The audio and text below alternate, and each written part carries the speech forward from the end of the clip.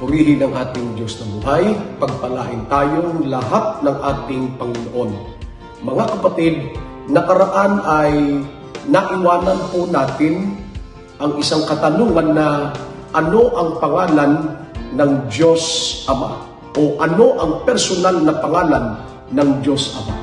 Binigyan marahil ito ng kasagutan ng ibang mga kapatid at ngayon naman bibigyan natin ito ng kasagutan ayon sa Biblia.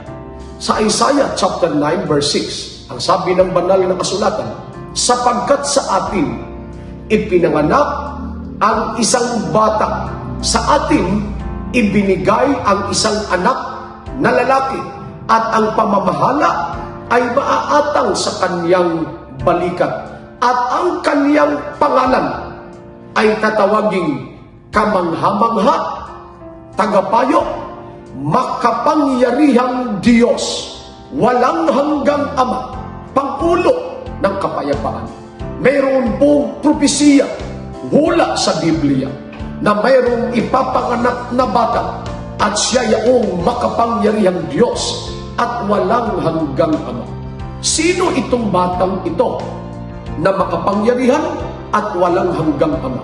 Sinasabi ng Mateo, Kapitulo 1, versikulo 21, at siya'y manganganak ng isang lalaki, at ang pangalang itatawag mo sa kanya'y Jesus, sapagkat ililigtas niya ang kanyang bayan sa kanilang mga kasalanan. Kung sa lumang tipay hinula na mayroong ipapanganak na makapangyarihang Diyos at walang hanggang Ama, pagdating ng Mateo 1:21, ipinakilala siya. Siya si Jesus na tagapagligtas ng kanyang bayan. Pagpalain ka ng Diyos, kapatid. Purihin ang Panginoon. Maaari po kayong magtanong, mga kapatid, sapagkat walang tanong na di walang sagot sa Biblia, pagkat ang salita niya ay katotohanan.